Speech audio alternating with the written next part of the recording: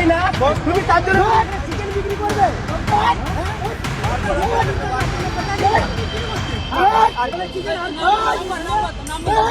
लश्कर तोयबा का आतंकवादी इनके माइनॉरिटी मोर्चा का अध्यक्ष था जम्मू कश्मीर। लश्कर तोयबा का सब्जेक्ट पे तालिब हुसैन सब्जेक्ट पर दैट विल सर सब्जेक्ट है ये।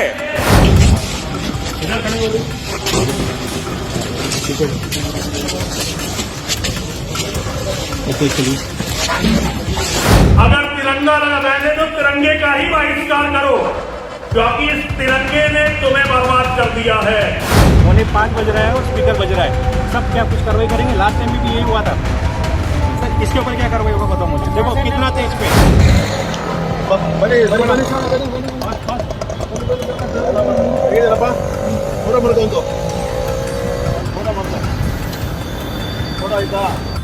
एक व्यक्ति जो खुल्लम खुल्ला देश के कानून को चुनौती देता है, एक व्यक्ति जो एक मुस्लिम व्यक्ति को सबके सामने दिन दहाड़े बेरहमी से पीटता है, इन सब के बीच उसे गिरफ्तार किया जाता है। लेकिन जमानत मिलने के बाद सबसे ज्यादा जश्न का माहौल कहां है?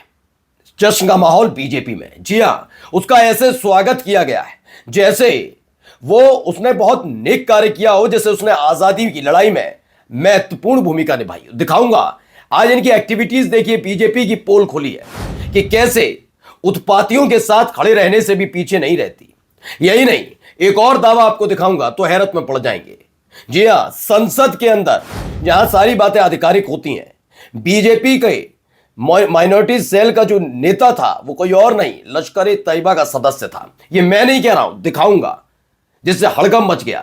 खबर तो यह भी निकल कर आई कि अब पेट में मरोड़ उठ रही है कि उमर खालिद को कैसे इंटरिम बेल मिल सकती है, बेल कैसे दे सकते हो है 14 दिन तक के लिए।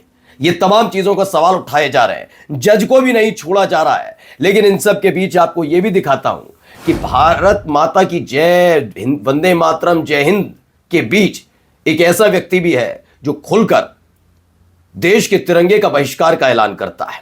बहराइच हिंसा वाले मामले में जो आदेश आया उसको लेकर क्या कुछ टिप्पणियां की जा रही हैं वो भी आपको दिखाऊंगा, और कई महत्वपूर्ण खबरें भी है वो भी दिखाता हूं। नमस्कार, मैं हूं प्राज्वल गौतम और आप देख रहे हैं द लाइव टीवी।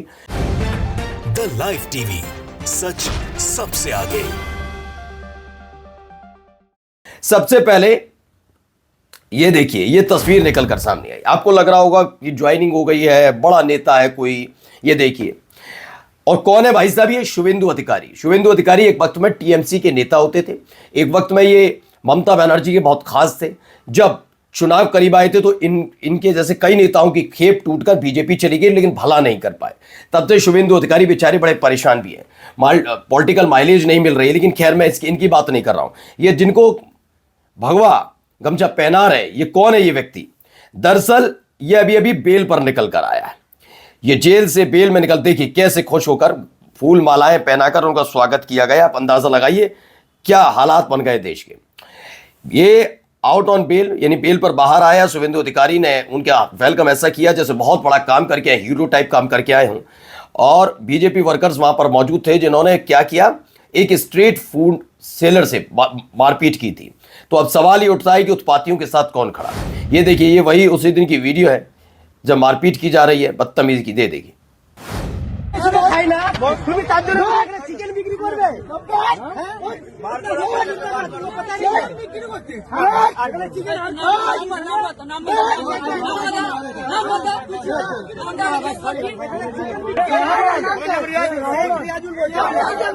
गीता पाठ हो रहा था, वहां पर ये पहुंचता है शेख रियाजुल। दावा किया गया है चिकन पेटीज थी। चलिए, मैं कहता हूं ये बात भी गलत है, धार्मिक भावना आहत हो सकती है, लेकिन इसका मतलब नहीं आप मारपीट करेंगे। आपको पुलिस बुलानी चाहिए थी, गिरफ्तार कराया जाना चाहिए था, लेकिन आपने क्या किया, मारपीट की। और जो मारपीट करने वाले हैं, लफंगई करने वाले हैं, उनका स्वागत किया जाता है। आपने देख ही लिया।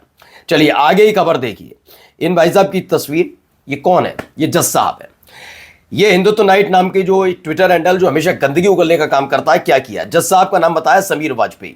ये बताती है जो भी है हिंदुत्व नाइट वाला।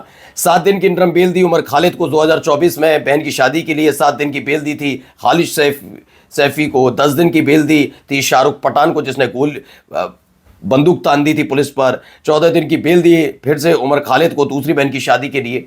यह बताया जा रहा है कि देखिए ये जज साहब कैसे खड़े रहते हैं राइटर्स के साथ, यानी जो उत्पाती हैं, है ना। लेकिन क्या इसके बारे में कभी सोचा है? लश्कर तोयबा का आतंकवादी इनके माइनॉरिटी मोर्चा का अध्यक्ष था जम्मू कश्मीर में। लश्कर तोयबा का सब्जेक्ट पर तालिब हुसैन सब्जेक्ट पर दैट विल सर सब्जेक्ट है, ये डिस्कशन सब्जेक्ट है सर। लश्कर तोयबा के आतंकवाद। अब सोचिए, ये एक बड़ा दावा संजय सिंह आम आदमी पार्टी के सांसद है, उन्होंने खुलासा कर दिया है कि इनकी बीजेपी की माइनॉरिटी सेल का जम्मू कश्मीर का नेता कौन था? लश्कर तैयबा का सदस्य, वो इन्हीं की पार्टी का अध्यक्ष था। माफी चाहूंगा। सोचिए। अब आइए बहराइच हिंसा वाले मामले में क्या है नया दर।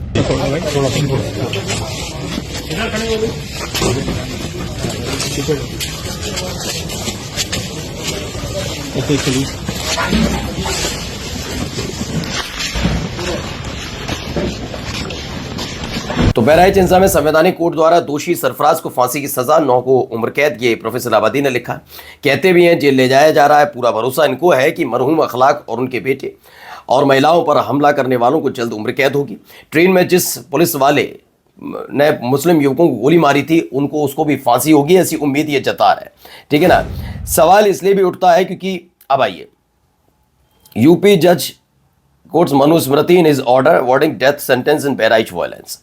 मनुस्मृति का जिक्र किया जा रहा है। मतलब सोचिए, देश की अदालतें अब मनुस्मृति के हिसाब से चलती हैं क्या? अपने अदालती आदेश में बहराइच हिंसा में जो सरफराज को फांसी सुनाई गई की सजा सुनाई गई है, 9 को उम्र कैद की सजा, जो भी है, उस मामले में ऑर्डर जाकर पढ़िए, मनुस्मृति का जिक्र किया जा रहा है।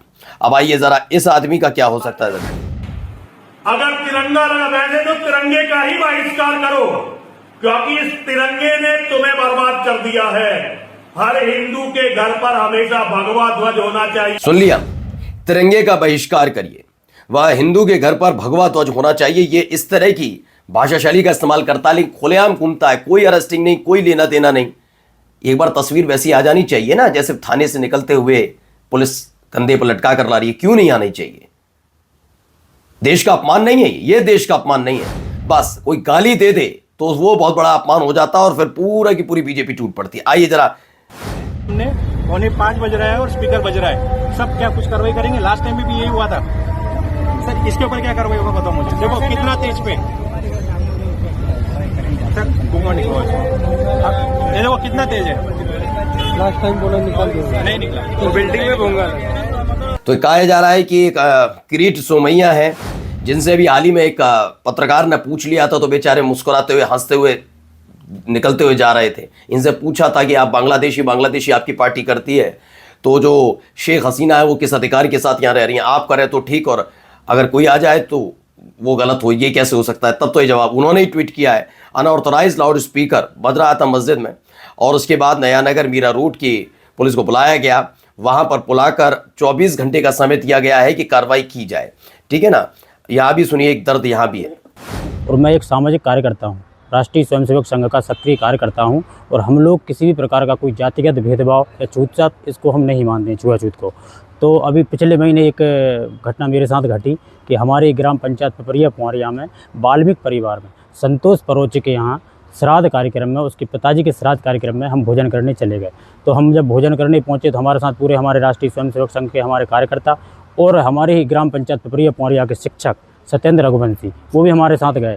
तो सत्येंद्र रघुवंशी जी ने ये पूरा जो हमने भोजन किया वाल्मीकि परिवार में, उसकी वीडियो बना ली, क्योंकि चूँकि मैं एक करार समाज से हूँ, धाकड़ समाज से। तो उन्होंने वीडियो बना के गाँव में ये वीडियो डाल दिया कि भाई परोचे परिवार में, वाल्मीकि परिवार में एक करार समाज के लड़के ने भोजन कर लिया, एक सामाजिक सौहार्द बिगाड़ने के उद्देश्य से। तो उस अब बताइए, आरएसएस वाले एक दूसरे के खिलाफ ये कर रहे हैं और कहते हैं हिंदू राष्ट्र बनेगा, हिंदू राष्ट्र। यहाँ देखिए, हिंदू राष्ट्र की बात कर रहे थे ना, आप देखिए एक और यहाँ पर देखिए।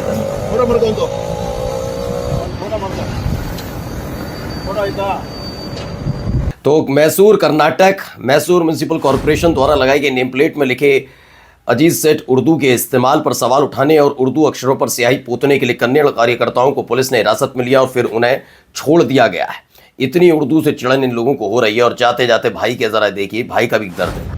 पश्चिम बंगाल के हिंदुओं को तो हम यूं कहेंगे, साड़ी पहन लेनी चाहिए। अगर आप अपने ही देश में अपना घर छोड़ने के लिए मजबूर हो गए तो निश्चित है आज ये बंगाल की स्थिति है। कल गुजरात की होगी, महाराष्ट्र की होगी। सोचिए यह आदमी क्या हिंदुओं को, मैंने कहा ना लास्ट में हिंदुओं को धिक्कारने के अलावा इन लोगों पर कुछ बचता नहीं है, कुछ नहीं बचता। नमस्कार। द लाइव टीवी, सच सबसे आगे।